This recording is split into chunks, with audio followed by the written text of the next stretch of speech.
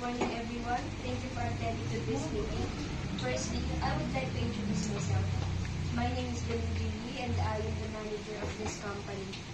Now, let us talk about the main topic for today's meeting. I would like to talk about the iPhone 15's performance and income over the past few months. Before we begin, my assistant, Ramos, will talk about the details. Good morning, everyone. My name is Lee. So, it's to everyone. As for today, I'll be showing you our progress income about our new product and the activity over the past 2 weeks. Yes. Since Thursday, I would be pleased to hear about the income product. Oh, thank you, Mr. Bigina. Let's get In the first following month, we've experienced a solid 50% in its sales, and for the second month, the sales are surged another 15%, and the third following month has been another 15%.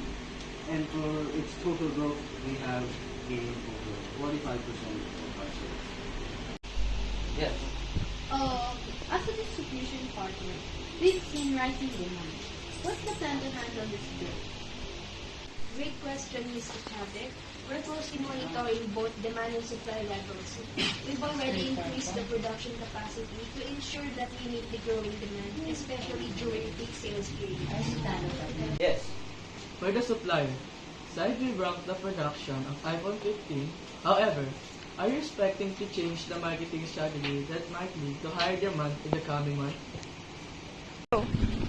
Yes, Mr. Margaret, we're implementing several marketing initiatives that will likely continue through these months. Yes. That sounds promising. But what about the risk? With such aggressive growth, are there any potential challenges if that could impact the sales? That's a valid concern, Mr. Arlego.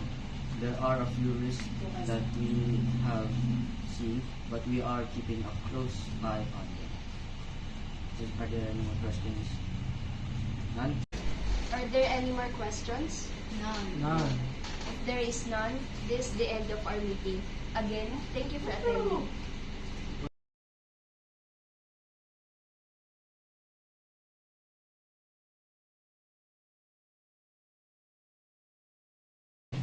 Good day, everyone.